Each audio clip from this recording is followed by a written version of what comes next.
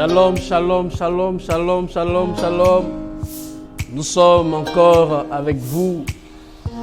Nous sommes là pour vous emmener, sinon moi-même également, je suis dedans, pour nous emmener à comprendre les merveilles de notre Dieu, à comprendre comment notre Dieu travaille, comment notre Dieu se manifeste. C'est vraiment merveilleux parce que si vous ne savez pas ces choses, vous allez des fois accuser Dieu, vous allez des fois abandonner la main de Dieu et chercher d'autres choses.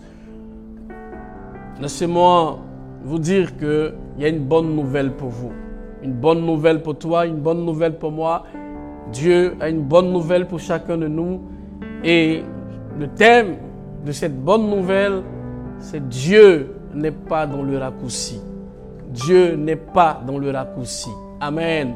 Dis à ton frère, dis à ta soeur, dis à celui qui est peut-être à côté de toi, avec qui tu suis ce moment, dis-lui que mon Dieu n'est pas dans le raccourci. Amen. Et nous allons voir cela à la lumière de la parole de Dieu. Mais avant, permettez que je puisse élever la voix vers notre Sauveur, notre Rédempteur, notre Seigneur, pour commencer ce moment aussi merveilleux, aussi enlevé, aussi glorieux comme les autres moments. Seigneur, Dieu Tout-Puissant, tu m'as enseigné la patience. Tu m'as enseigné, ô Dieu Tout-Puissant, que nous devons rester tranquilles. Tu as dit dans ta parole, c'est dans le calme et la confiance en toi que sera notre force. Je prie enfin que mon frère, ma soeur, celui qui me suit depuis, puisse comprendre que tu es un Dieu qui agit selon ton temps. Seigneur, merci. Donne-nous de comprendre ta parole. Donne-nous de l'écouter. Merci d'ouvrir l'entendement de notre esprit et de permettre que les choses soient claires en nous, au nom de Jésus. Amen. Donc, comme je le disais, le thème c'est Dieu n'est pas dans le raccourci. Et notre passage se trouve dans le livre d'Exode 13, le verset 17.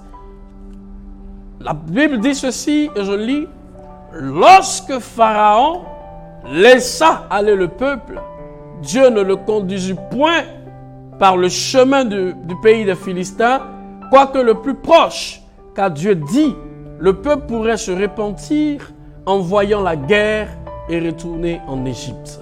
Voici un passage vraiment glorieux, vraiment merveilleux. Permettez que je puisse faire un peu la genèse des choses pour que nous puissions comprendre. Voyez, le peuple d'Israël va être en esclavage en Égypte pendant 400 années. Pendant 400 années, ils étaient en esclavage et ils étaient dominés évidemment par Pharaon. On leur imposait toutes sortes de travaux, on leur imposait toutes sortes de choses et qu'ils faisaient, qu'ils réalisaient. Alors Dieu va également prendre quelqu'un parmi eux, parmi les Hébreux, quelqu'un qui a en lui l'éducation égyptienne, quelqu'un qui a reçu une formation, qui est allé à l'école même égyptienne. Je veux parler de Moïse, parce que Moïse était en Égypte, il a été élevé par Pharaon, par la fille de Pharaon, donc il était dans la cour royale. Voyez, et à 40 ans, Moïse avait voulu défendre ses frères. Parce qu'il y a une bagarre qui s'est opérée entre un Égyptien et un Hébreu. Et Moïse a penché pour l'Hébreu. En les défendant, il a tué l'Égyptien. Il est arrivé un temps où Moïse également est allé. Il y avait des bagarres. Et là, cette bagarre-là opposait des Hébreux eux-mêmes. Donc Moïse voulait défendre ses frères en leur disant, ne faites pas ça, vous êtes des frères. Et ils ont commencé à lui dire, donc tu vas nous tuer comme tu as tué l'Égyptien. Donc à 40 ans, Moïse s'est dit que l'affaire était sûre. Et donc il fallait fuir. Parce que si ça venait à tomber dans l'oreille de Pharaon, Pharaon n'allait pas le laisser. Donc Moïse a fui loin de l'Égypte. Il est allé ailleurs. Et là-bas où il était, Moïse va suivre une formation tout en étant derrière les moutons. En surveillant les moutons de son beau-père. Et 40 ans plus tard, c'est-à-dire 80 ans, Moïse va revenir sous l'ordre de Dieu pour chercher à libérer le peuple d'Israël. Parce que Dieu voulait prendre quelqu'un pour en faire son modèle. Un modèle qui va imposer à l'humanité. Parce que vous savez, dans la période de l'innocence, la période d'Adam et Ève, c'est cette période-là que Dieu voulait pour nous. La période dans laquelle où nous étions, où Adam et Ève étaient, sans se soucier de quelque chose, parce qu'il n'y avait pas de péché qui existait. En tout cas, c'était le modèle parfait que Dieu voulait. Et en cette période-là, il n'y avait pas d'intermédiaire entre Adam et Dieu. Dieu descendait et parlait à Adam et retournait. Mais le péché va emmener toute l'humanité dans l'ombre, dans la mort, et donc nous serons séparés de Dieu en ce moment précis. Donc Dieu va maintenant passer par personne interposée pour nous parler. Vous voyez? Donc Dieu va passer par Moïse pour essayer de sauver le peuple Israël, afin de faire de ce peuple-là le modèle que Dieu veut imposer à toute l'humanité. Donc, c'est pourquoi vous entendrez dans la Bible que Israël est appelé élu de Dieu, enfant de Dieu. Parce que Dieu s'est pris ce peuple pour en faire le modèle. Et souvenez-vous que Israël fait partie de la descendance de Sem. Donc Dieu va partir dans la famille de Sem pour prendre un descendant de Sem à la personne d'Abraham. Et quand vous allez lire la suite d'Abraham, tout va sortir. Également Jacob qui sera appelé Israël. Donc voilà un peu comment Israël existe. Amen. Donc ce peuple-là, Moïse viendra parler à Pharaon pour que Pharaon puisse libérer le peuple. Mais comprenez une chose, la délivrance d'Israël ne s'est pas faite en un jour, ni en 2 jours, ni en 3 jours. Ça s'est passé pendant 30 bonnes années. 30 années de délivrance, 30 années de combat spirituel. Parce que Pharaon ne voulait pas facilement laisser partir Israël. Parce qu'Israël était la main-d'œuvre d'Égypte. Comment laisser cette main-d'œuvre? C'est pas possible. C'est comme on vient de dire, mon frère, mets tes éléments en congé et toi-même mets-toi au travail. Waouh! Quel chef d'entreprise va accepter ça? Donc Pharaon trouvait cela vraiment inadmissible. Il ne peut pas accepter ça. Donc comment faire pour laisser? Il ne va pas laisser. Et donc 30 années de combat. Moïse vient, il opère des miracles par la main de Dieu, par la force de Dieu. Les autres aussi, les astrologues et autres, viennent aussi, font aussi la tour de magie et on se moque d'eux. À un moment donné, Pharaon dit, bon, je laisse partir le peuple. Il y a des guerres, une guerre qui va s'engager. La dernière guerre qui va mener Pharaon à libérer le peuple, c'est que Dieu a dit à Pharaon, comme tu ne veux pas laisser partir mon premier-né qui est Israël, alors ça sera une guerre de premier-né. Amen. Ça sera une guerre de premiers-nés. Je viendrai frapper tous les premiers-nés d'Égypte. Tous les premiers-nés d'Égypte. Dieu, en le disant, va donner aussi des astuces au peuple d'Israël afin d'échapper à l'ange de la mort. Et cette astuce-là, c'est bien l'instauration de la Pâque que nous avons connue. Amen. Donc le sang sera sur le linteau des portes, sur les portes également, et le poteau des portes. Et quand l'ange de la mort passe et qu'il voit le sang, il dévie. Et c'est comme ça que le premier de Pharaon, l'enfant de Pharaon, a été frappé de mort. Et Pharaon, à partir de cette 10e plaie, va laisser partir le peuple. Il dit, allez-y. Mais même quand il dit allez-y, c'est pas facile parce que Pharaon va encore les poursuivre. Et la Bible dit qu'ils ont été libérés après avoir traversé la mer. Après avoir passé au milieu de la mer, ils sont arrivés de l'autre côté. Ils ont échappé à Pharaon. D'ailleurs, tous ont été engloutis. Pharaon, son armée ont été engloutis dans l'eau et le peuple d'Israël a été libéré. Maintenant, Dieu, la Bible dit qu'arrivés dans le désert, ils font route, ils font chemin sur Canaan. Ils vont à Canaan. Canaan, c'est là où coule le lait et le miel. Donc ça veut dire que Dieu va sortir le peuple de la vallée de Baca à Beraka. Donc la vallée de Baca, qui est la vallée de souffrance, de pleurs, de disette, tout ça pour conduire ce peuple à la bénédiction. Donc Dieu va prendre le peuple et dire au peuple, comme promis à Abraham, va conduire le peuple à Canaan. Mais Dieu, dans ce passage que nous venons de lire, Dieu va montrer quelque chose, il va donner un enseignement. La Bible dit que Dieu ne fait pas passer le peuple par le chemin des Philistins, quoique le plus court. Parce que s'il passe par là et qu'il voit la guerre, il risque de se repentir, ça veut dire regretter l'Égypte et fuir pour retourner en Égypte. Alors Dieu va faire passer le peuple par le désert. Amen. Regardez bien. La route de Canaan, c'est-à-dire la route quand on quitte en Égypte pour aller à Canaan, c'est à 12 voire 15 jours de marche. Donc ils pouvaient rentrer facilement à Canaan. Vous voyez, la route ordinaire, c'est la route ordinaire des caravanes pour le pays de Canaan. Et cette route-là allait au nord-est et se rapprochant de la côte de la Méditerranée. Mais par ce chemin, les Israélites seraient arrivés en 12 à 15 jours à la frontière méridionale. de Canaan. Et là, il se serait trouvé en face du peuple belliqueux des Philistins et n'aurait pu passer sans se mettre en guerre avec lui. Voyez-vous, il y avait un raccourci de marche de 12 jours, voire 15 jours pour entrer à Canaan. Mais Dieu dit non, vous allez passer par le désert. Waouh! Quel est ce Dieu qui me fait sortir de la souffrance pour venir me mettre encore dans la souffrance? Quelqu'un pouvait dire, mais depuis que j'ai accepté le Seigneur, ma vie est dure. C'est des souffrances. Je ne comprends pas pourquoi les gens prospèrent et moi je ne prospère pas. Ça, ce n'est pas un langage. Parce que si on connaît Dieu, on sait que quand on vient dans le Seigneur, il y a une école dans laquelle il faut passer. Et cette école s'appelle le désert.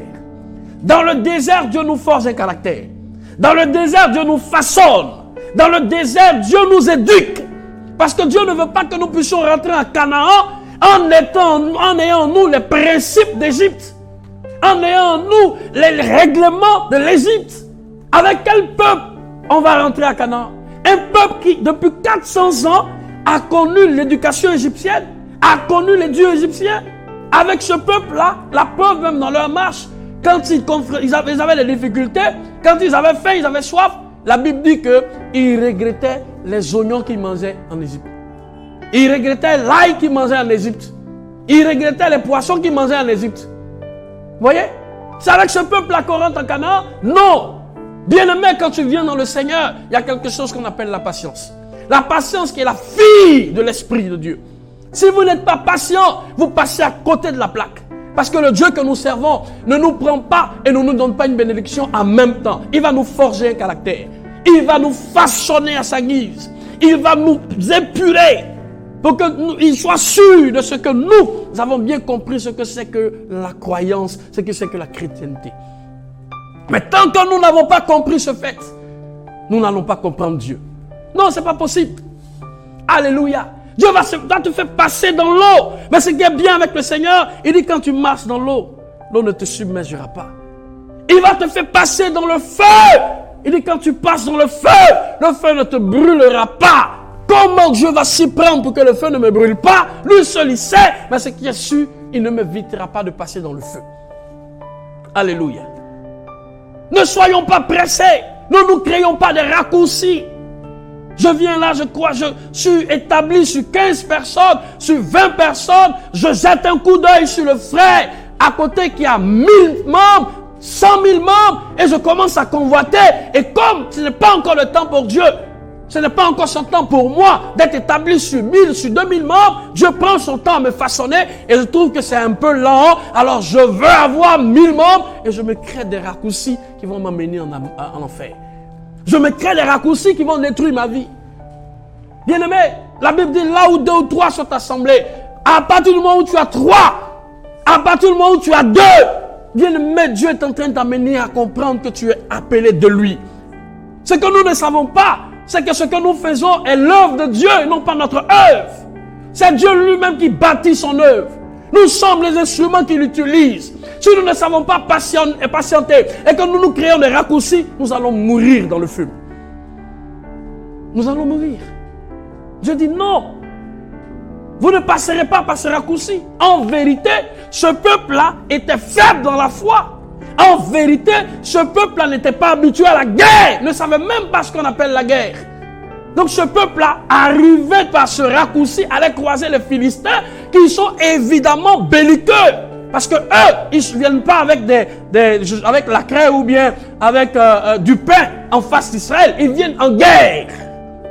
Mais quel est ce peuple qui va affronter les Philistins? Un peuple peureux, un peuple qui a l'Égypte en lui, qui est habitué à l'esclavage. Il a été enseigné dans l'esclavage, à faire les travaux. Dieu ne marche pas comme ça. Dieu ne peut pas te donner un mari, sachant que toi-même, ta vie n'a pas été façonnée. Sachant que toi-même, ton impolitesse n'a pas disparu. Sachant que toi-même, ton caractère belliqueux n'a pas changé. Dieu va te donner quel enfant et puis tu vas le frapper. Dieu va te donner un enfant de qui et puis tu vas le maltraiter. Prends le temps d'être enseigné par Dieu. Prends le temps que ça va prendre, t'occupe pas de ça. Mais laisse Dieu te façonner. Dans le désert, il fait extrêmement chaud. Dans le désert, il fait extrêmement froid. Mais Dieu va prévoir quelque chose dans le désert pour que le peuple d'Israël soit heureux. La Bible dit que dans la journée, il y avait une nuée, une colonne de nuée qui les accompagnait. Et dans la nuit, il y avait une colonne de feu qui était sur eux. Est-ce que vous savez comment ça se passe? Quand le peuple d'Israël marchait dans la journée, il y avait la colonne de nuée qui était là. Et la colonne de nuée se mettait entre le soleil et le peuple d'Israël. Donc quand il fait chaud, parce que dans le désert, il fait chaud extrêmement, il fait froid également extrêmement. Maintenant, quand il fait chaud, la chaleur du soleil va frapper la colonne de nuée et la colonne de nuée va endosser toute la chaleur. Et donc, ce qui va descendre sur le peuple d'Israël, ce n'est pas la chaleur, mais c'est un temps normal. Même la nuit, quand il fait froid, c'est la colonne de feu. Dieu va faire apparaître la colonne de feu, donc la chaleur va descendre sur Israël. Donc là où les autres ont froid, Israël a chaud. Là où les autres ont chaud, Israël a un temps normal. Ça veut dire que dans le désert, Dieu prépare tout pour que tu puisses y vivre de façon normale.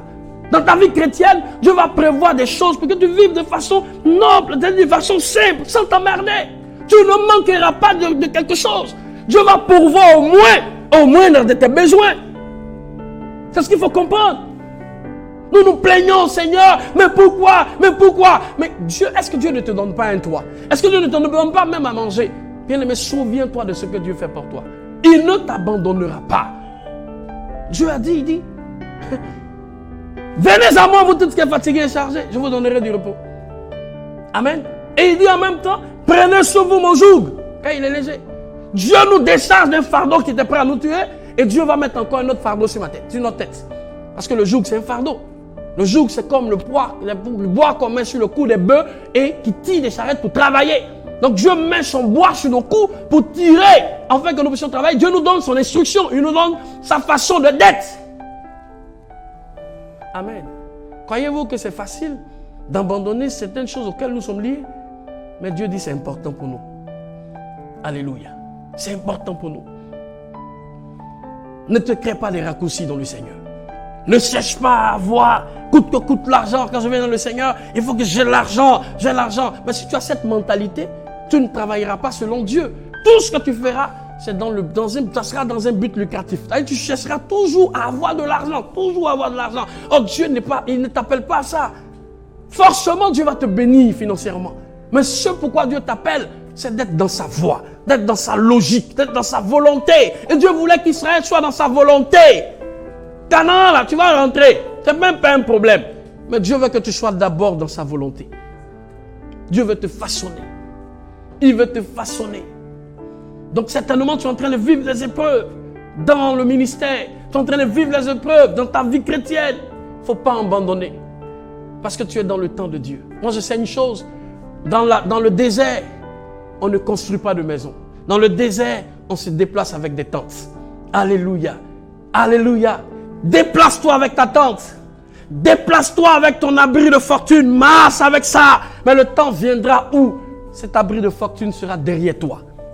Et tu seras dans un abri, je ne sais pas, merveilleux, glorieux. Mais pour l'instant, ne cherche pas de raccourci.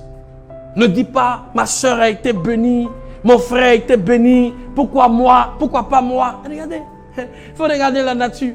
Quand c'est temps de mangue, ce n'est pas temps de goyave. Quand c'est temps de banane, ce n'est pas temps d'ananas. Chaque chose a sa saison. Il y a ta saison certainement qui viendra. Ne te crée pas de raccourcis. Alléluia. Tous ceux qui ont voulu se créer des raccourcis dans le désert sont morts. Ceux qui pensaient à l'Égypte, qui étaient toujours en train de se rappeler l'Égypte, toujours, sont morts. Oublie tes raccourcis. Parce que le diable ne peut rien te donner. Les féticheurs ne peuvent rien t'apporter. Ils ne peuvent que t'apporter malheur sur malheur. Désolation sur désolation. Comment pour avoir un homme, il faut mettre parfum sur lui.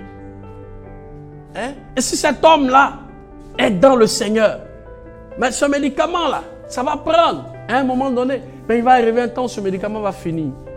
Mais tu vas ressembler à quoi dans le foyer? Tu ressembleras à rien du tout. Ils vont te jeter. Parce que toi, tu n'as pas appris à compter sur Dieu. Amen. Ils vont te jeter parce que tu n'as pas appris à compter sur Dieu. Il y a une dame qui a dit dans sa prière que sa joie ne dépend pas de son travail. Sa joie ne dépend pas de son mari, mais sa joie dépend de Dieu. Elle sait que Dieu ne va jamais la laisser tomber. Elle sait que Dieu ne va jamais l'abandonner. Je vais te dire une chose ce matin ou ce jour. Ne te fais pas de raccourcis. Les raccourcis, c'est les chemins courts. Le chemin court qu'on veut emprunter. Il y a la route qui est bien tracée. Et tu ne veux pas passer par la route, mais tu veux passer par un chemin que tu vas te frayer toi-même. Dieu trace un chemin pour nous. Suivons le chemin que Dieu trace pour nous. Mais ne cherchons pas un autre chemin que nous-mêmes nous imposons. Ne soyons pas comme Israël, qui à un moment donné a dit à Dieu, on veut un roi. Ne prenez pas Dieu, n'amenez pas Dieu à vous donner ce qu'il ne veut pas vous donner. Alléluia. Suivez, la Bible est là pour nous donner des conseils. Suivons l'exemple d'Israël. Marchons dans la marche que Dieu nous impose. Déposons les pieds comme Dieu veut qu'on dépose. Alléluia. Si Dieu a dit par exemple, il faut 2 ans pour que tes dents poussent, on a mis à temps ces 2 ans. Alléluia. Ne va pas te créer des dentiers qui vont te mettre faire du mal. Attends 2 ans pour que ça pousse. Si Dieu dit, attends telle année, il faut attendre. Parce que pour toi, ça paraît long. Mais pour Dieu, ce n'est pas long. Gloire à Jésus. Il y a des gens aujourd'hui, il faut les regarder. Mais quand on te projette des années en arrière, on te montre leur vie. Mais toi-même, tu vas dire, pour moi, ce n'est rien. C'est des gens qui ont appris à compter sur Dieu. Ils ont appris à patienter. Ils ont appris à attendre Dieu. Ils ne sont pas allés voir qui que ce soit. Pensez-vous, il n'y a aucun homme, je vais vous dire une chose, il n'y a aucun homme sur la terre qui ne veut pas vivre dans l'aisance. Il n'y en a pas. Tous, autant que nous sommes, voudrons être heureux. Mais comment allons-nous être heureux? Est-ce que nous allons voir les féticheurs? Est-ce que nous allons voir les diseurs de bonne aventure? Est-ce que nous allons faire quoi? Restons dans la voie de Dieu. Car Dieu est comme notre Père. Je ne pense pas qu'un père veille du mal de son enfant. Un père a toujours voulu que son enfant soit parmi les premiers. Un père a toujours voulu que son enfant soit heureux. Aucun père ne veut que son enfant vive malheureux. Aucun. À moins que ce soit un père démissionnaire. Mais sinon un vrai père, jamais. Lui-même Dieu il a dit, mais vous, aussi méchants que vous êtes, vous savez donner de bonnes choses à vos enfants. Et mon Dieu alors. Alléluia. Alléluia. Dieu sait ce qui est bon pour toi. Il faut attendre son temps. Ne te presse pas. Je veux parler à mon frère qui est allé se mettre peut-être derrière l'ordinateur et qui est en train d'escroquer les blancs, qui est en train de voler l'argent des blancs, qu'on appelle communément brouteur. Mais tu es en train de creuser ta propre tombe.